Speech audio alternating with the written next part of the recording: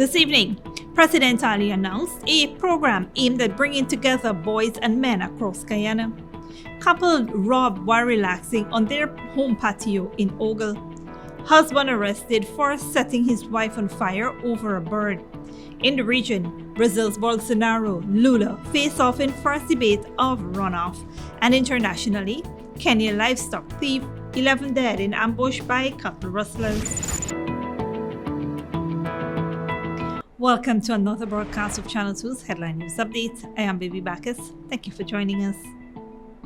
Ranks of the Guyana Police Force are currently on the hunt for 3 young men, one of whom was carrying a weapon.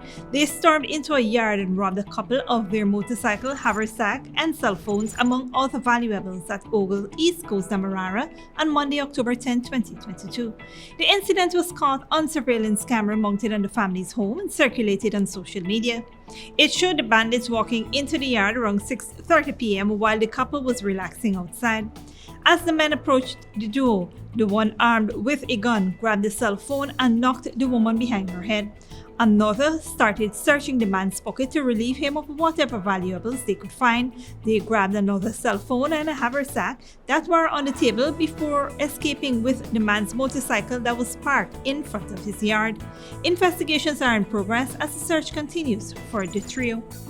President Dr. Mohamed Irfaan Ali on Sunday announced a 1,000-men program which will bring together men from across Guyana in a bid to frontally address the challenges faced by men and boys and redirect them to their rightful place in society. The consortium will be led by the president himself and will see officers of the Guyana Defense Force ranking from colonel and above, the Guyana Police Force from the rank of Assistant Commissioner and above, 100 local sportsmen, 100 religious leaders, 100 male teachers, community workers, farmers, and entertainers, being part of the unit, the president stated while addressing a human Nabi service at the Lekwan Masjid. A main aspect of the program will see the initiation of a network of men that will address all issues including violence against women and children. President Ali said, "It is only through that interaction that the social malady could be cured." He further stated, the men would be deployed to communities countrywide and would fully integrate every young person into the economic and social aspect of the country. In a direct message to attendees of the day's program, Dr. Ali stressed the need for the people to understand the importance of the family of humanity. He said at the end of the day, people's primary objective in life is to be good human beings, which requires some action and dealing with each other in a particular way. Yet another woman has lost her life at the hands of her abuser. On Friday, October 14th, 20-year-old Annalie Gonzalez succumbed to third-degree burns after her husband set her on fire using methylated spirits on August 23, 2022, over a bird in a cage. The mother of 2, who remained hospitalized for close to 2 months before she succumbed, told medical officers that she was burned by a pot of porridge that exploded in her face while cooking. However, when Gonzalez's mother visited the Directional Public Hospital Corporation, she told her mother that her husband, Ajay Prasad, had burnt her. The injured woman went on to explain to her mother that she was pressured by her mother-in-law on her way to the hospital to say that she was injured by the exploding pot. Gonzalez's mother informed the police, but Gonzalez refused to give a police statement because she was threatened by her husband that he would kill himself and her 2 children, a 1-month-old and an 18-month-old, if she told the truth.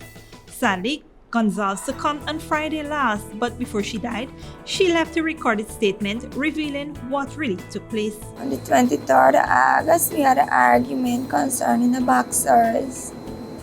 They want to go on the road and the boxers that they want, they didn't dry, they wet, and they start cussing up and throwing down things in the room, and I had enough work to do. I had to look after my baby, I had to make dinner, I had to drop my netting so I get angry, and I take the cologne bottle and the cream and so I start throwing them through the window, and the ice throwing them through the window. I make the bird cage fall down. So when the bird cage fall down, he start cussing up that if me know how much the bird worth, that nothing in the room is worth it more than the bird. And he go look for the cutlass, but he didn't find it. And then he come back and he opened the ventilated bottle. I went to the bed with my 1-month baby. He opened the ventilated bottle and he threw it on me. When he started throwing it on me, I started stifling and turn over and lie down on my belly. And before I could have turned around back, the sparky lighter, and I know if it's a lighter, I assume it's a lighter because we don't really use match. He sparked the light on me from behind. When he sparked the light, I rolled off the bed because my baby went on the bed. I didn't want she get born. And the fire started catching. Prasad was arrested by the police and was subsequently charged with attempted murder and remanded to prison. However, the police have also received a copy of the recording and are looking to upgrade the charges against Prasad after they received Gonzalez's post-mortem examination results. Gonzalez was burned just 2 weeks after she gave birth to her second child. Intimate partner violence continues to affect women across the world. It is abuse or aggression that occurs in a relationship with an intimate partner, whether current or former. It can take the form of physical violence, sexual violence, stalking, and psychological aggression. If you or anyone you know may be in an intimate partner violence or domestic violence relationship, you can call the Ministry of Social Security hotline number on 914. Stick around after the break. Consortium to be established for local chefs to tap into the oil and gas industry, and Ministry of Agriculture celebrates World Food Day.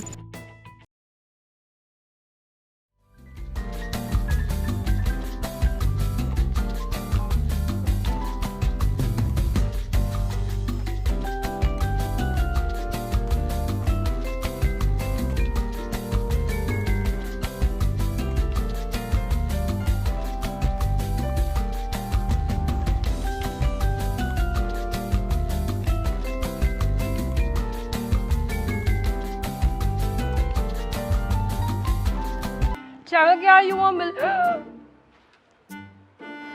Sorry, I'm interrupting y'all. Marla, I'm here taking the census. Girl, you done got a husband already, huh? Miss, I am a census taker, going door to door so that everyone can be interviewed and counted in the National Census 2022. What is the census though? Well, the Population and Housing Census is a count of the population and all the buildings every 10 years. Getting counted transforms an entire nation. From Region 1 to Region 10. You know what? I believe our village needs a health center. I think it needs some roads too. You see the man boots out there, how it full of mud, eh? That's why I'm asking Mrs. Da Silva a few questions from our questionnaire. We record the answers and then the data is used to help shape the future of the country. Oh, so the two y'all not... Oh gosh. We counting. Maison Francois is the chocolate paradise of Guyana. From the moment you enter our stores, you're welcomed by the sweet aroma of Belgian chocolate, pastries, and other artisanal treats handmade by our European-trained chef. However, Maison Francois is more than just chocolate. We serve lunch, dinner, afternoon tea, and even Sunday morning mimosa brunch. Our convenient location at 133 Thomas Street, Kitty, makes it the perfect place to take that special someone or to take home a little sweetness. Treat yourself with the taste of Paris in the heart of Georgetown. Only at Maison Francois. Good girl forget things.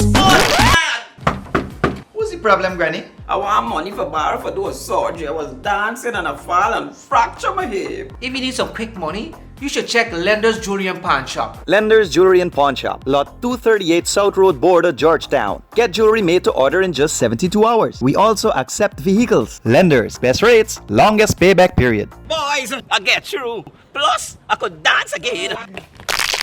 Lender's Jewelry and Pawn Shop. Sooner or later you will have another power failure. Are you prepared for the next blackout? Some essential equipment such as security cameras, lights, internet, gate motors, and water pumps may stop working.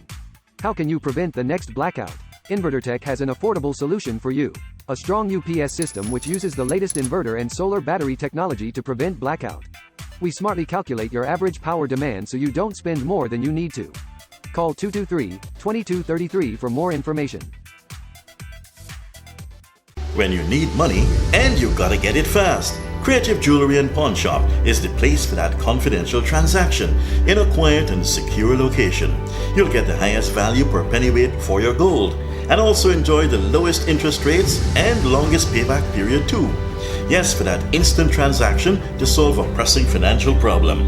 That Creative Jewelry and Pawn Shop, 46 Boyle Place, that's between the Ministry of Housing on Brick Dam and White Castle Fish Shop. Be your first and only choice. Creative Jewelry and Pawn Shop, safe and sound, solid and secure, always there for you. Telephone 231-7878 and 223-8955. Welcome back.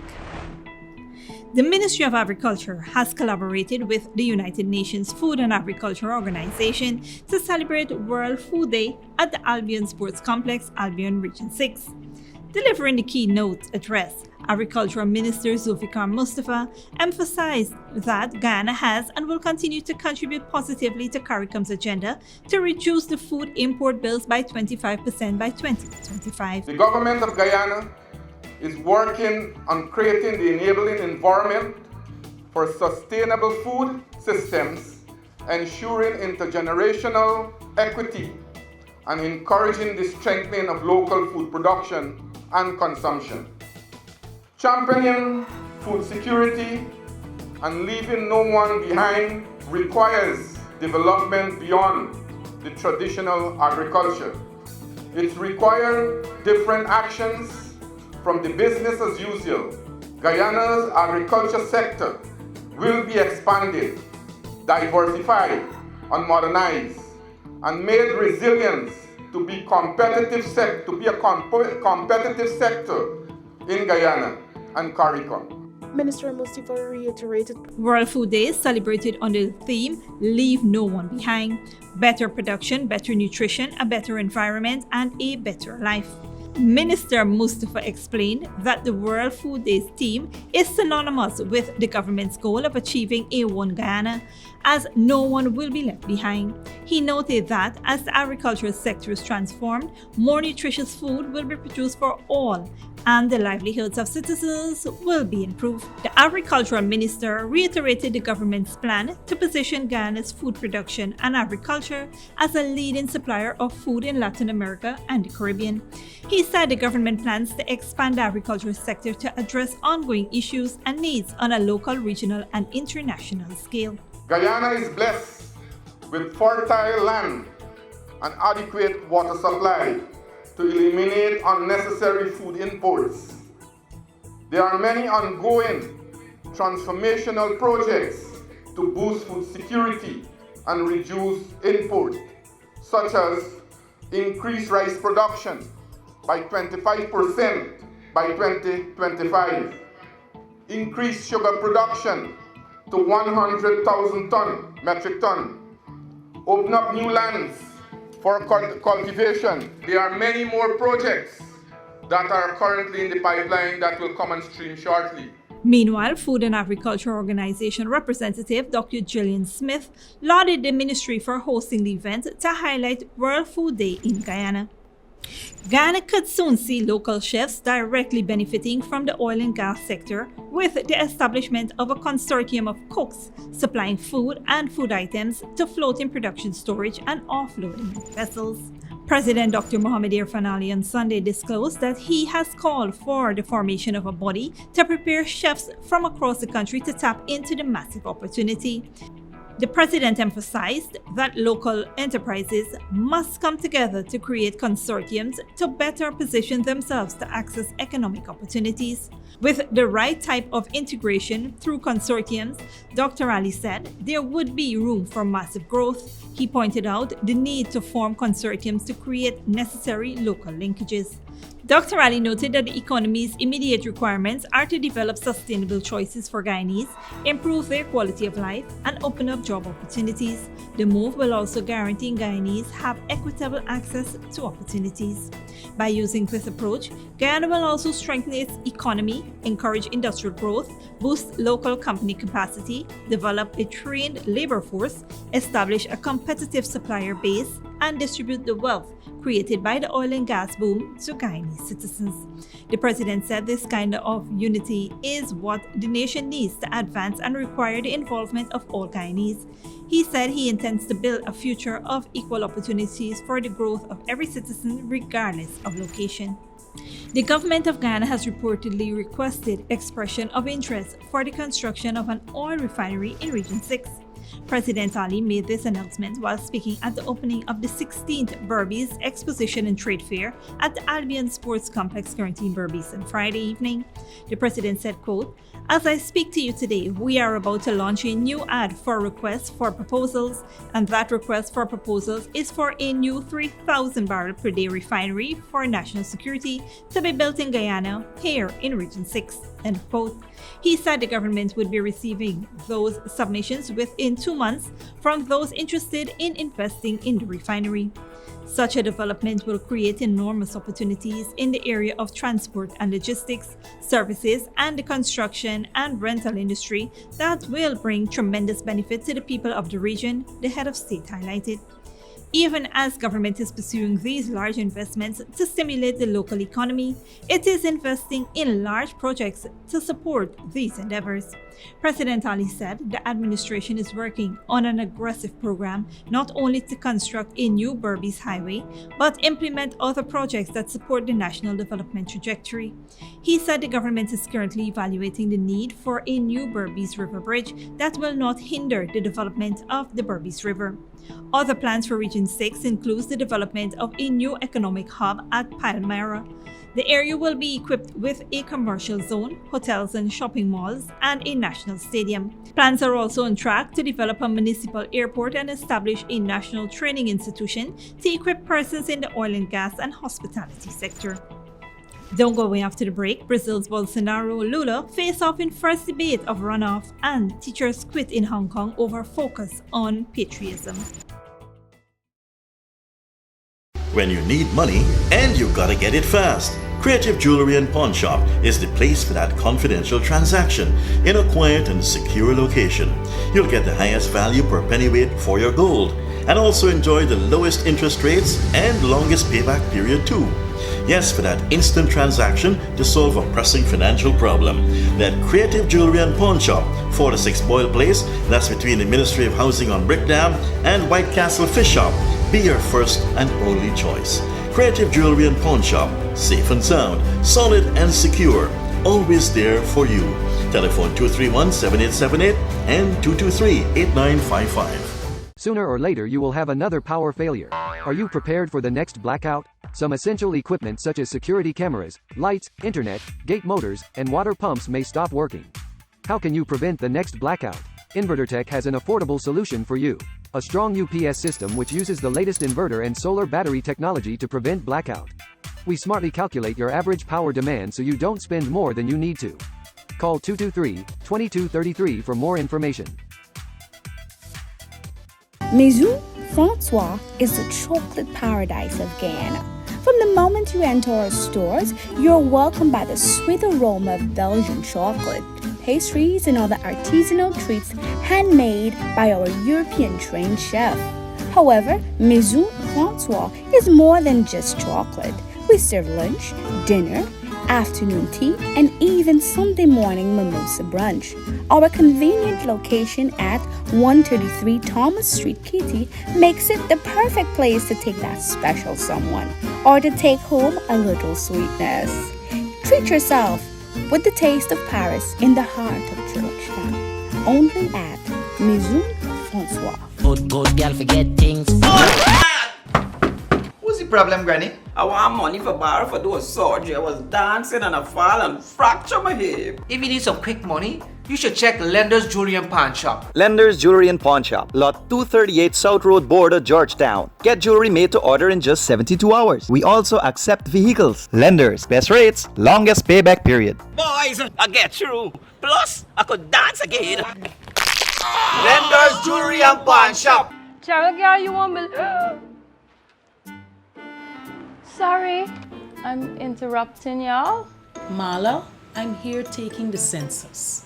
Girl, you done got a husband already, huh? Miss, I am a census taker, going door to door so that everyone can be interviewed and counted in the National Census 2022. What is the census though? Well, the Population and Housing Census is a count of the population and all the buildings every 10 years.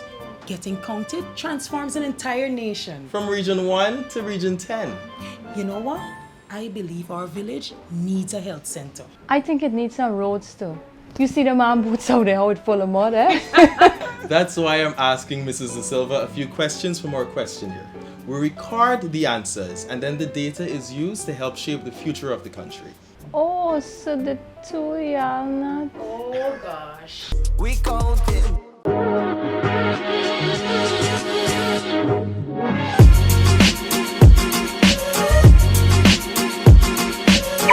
Hey! Hey! This is your fancy vehicle and that is your house? Yes, this is my vehicle and actually I'm waiting on my land. I'm actually renting this house for $50,000. $50,000? You head boy? You crazy? You mad? You head no good? Why you buy? Look, let me show you the light. Come with me. Come on down to Fabulous Homes today. Pay $50,000 every month for 36 months or until you reach 50% of your house costs. Move in after 75% of the cost has been paid. This is wonderful. Let's go. Sign me up. Alright, let me go and dash away your landlord. To explore our home ownership program, check our Facebook page for more information or come down to our office at Avalon Friendship. Hey, Chinese, thanks, man. Thanks a lot. You got through? Yes. Call us at 227-1380 or 615-8740. Fabulous Homes International Realty, changing tenants into homeowners. At Fabulous Homes, we bring your dreams to life. Welcome back. Now let's take a look at what's happening in the region and around the world. Far-right incumbent Jair Bolsonaro and left-wing rival Luiz Inácio Lula da Silva traded jabs and insults as they squared off in their first head-to-head debate in the second and final round of Brazil's presidential elections. Al Jazeera's Monica Yannick reports. Contra a sua bancada do PT e depois passa para 600. They represent the opposite sides of the political spectrum, but Jair Bolsonaro and Luiz Inácio Lula da Silva seem to agree on one thing. Ou seja, somente assim, Lula. You want to control the media so you can continue lying. You lie every day. You lie and deny, lie and deny. In a 90-minute debate where the candidates could roam the stage, former President Lula da Silva accused the incumbent of downplaying the COVID-19 pandemic, which killed 680,000 Brazilians. You made fun of the sick. You said that those who took the vaccine would turn into alligators. There isn't in the history of any government in the world someone that played with the pandemic and with death like you did. Bolsonaro shifted the focus, pointing out that Lula and his Workers' Party were at the center of one of Brazil's largest corruption scandals, and blamed them for the economic recession during Dilma Rousseff's government. Brazil's economy shrank by 7% during 2015 and 2016 when the Workers' Party was governing the country. Was there a pandemic? No. Was there a war in Ukraine? No. There was a lot of corruption in Brazil. Political analyst Tiago Aragão says the debate was a tie. So both candidates, they knew their weak spots, they knew how to attack each other. And that was it, attack and very, very little proposal, close to none from each side. The battle in the next 2 weeks is to win over undecided voters. Lula has a shorter hill to climb. During the first round, he had 6 million votes more than Bolsonaro. But the president is putting up a tough fight by reducing oil prices and distributing handouts to the poor. On the streets, the rivalry continues, as if the election were a football match.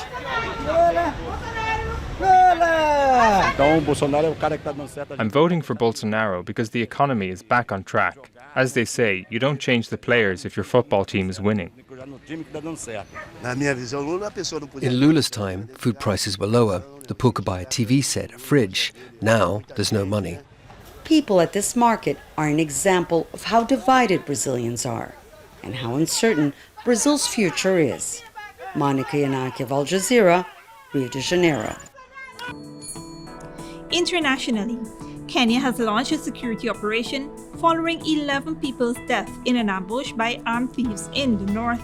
Al Jazeera's Catherine Soy reports. Mary Ekai was a community leader in northern Kenya, but she was killed alongside 10 other people, including police officers 2 weeks ago. They were pursuing armed bandits who had stolen livestock from Turkana County, but were outnumbered and outgunned. She tried to get help, but bled to death from her gunshot wounds. She would have been saved, I hear, but she lost strength because of lack of water, because there is very little water in that area. Such attacks among herding communities that border conflict areas are not new in this part of the country. This is a village that was set up recently. People here say they left because of security problems. Villagers that we've been talking to say they have no food and they still don't feel safe. The families say they lost everything when bandits attacked their home. No one is protecting us. Sometimes when there is a big attack, we see police, but by that time, our animals have already been taken. We are on our own. In another village, this man tells us how cattle thieves stole hundreds of goats, sheep, and camels. They tried to give chase, but they only had crude weapons. Cattle rustling is a lucrative trade that overlaps inter-ethnic conflicts. Competition for water and pasture, easily accessible arms, and unexploited natural resources have made things worse. We are fighting a political war. We are fighting a war that some bigger men of this country, they really want to control our resources and take them on us. So this one is politically instigated and by some greedy people. They are so rich even, but they really want to pursue more resources. Back at the village, young men take turns to patrol their neighborhood. They say they want to keep everyone safe and ensure the few animals left behind during the last trade aren't stolen as well. Catherine Soy, Al Jazeera, Turkana, northern Kenya. And finally, in Hong Kong, Beijing's growing influence on the city's schools has resulted in an overhaul of the curriculum. Schools must now place a greater focus on national security and fostering patriotism. Al Jazeera's Jessica Washington reports from Hong Kong. In Hong Kong, a show of patriotism from some of its youngest citizens.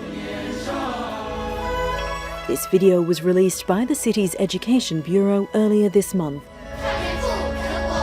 When the youth are strong, the children chant, "The country is strong." Such display of national pride from Hong Kong's school children is becoming more common as its education system receives a makeover. The updated secondary school curriculum now places more focus on China's security and national identity. This former teacher, who asked Al Jazeera to conceal her identity, says she quit her job 2 months ago when the subject she taught was removed from the curriculum. I found the new subject quite different from liberal studies, which placed emphasis on discussion and allowing students to freely express their ideas and develop an argument. In the new subject, these elements disappear and the conclusions have already been made. She's part of the exodus of experienced educators. Data from the Education Bureau indicates more than 4,000 teachers left their roles in the past school year. Some pro-Beijing MPs have criticised Hong Kong's education system in the past, saying subjects like liberal studies may have encouraged young people to participate in the 2019 mass protests. The government will help strengthen teachers' proper concepts concerning the Constitution, the Basic Law, the One Country, Two Systems principle, national security, and the spirit of the rule of law in a holistic manner. These textbooks are part of the new materials for Hong Kong's secondary school educators teaching the new Citizenship and Social Development course. This book explains China's emphasis on the responsibility of all citizens, including the people of Hong Kong, to safeguard the country's sovereignty, territorial integrity, and other elements of national security. As many teachers seek to leave, one university student who wanted to remain anonymous said those looking to enter the profession face new requirements. There are some new policy for us. One of them is we have to go through an examination to test our love to our country. We have to pass the test to become a profession. Being a teacher has long been her goal, she says, but now she wonders what Hong Kong's schools will be like when that dream becomes a reality. Jessica Washington, Al Jazeera, Hong Kong. And that is it for today's regional and international news. Here now is your 30-minute forecast.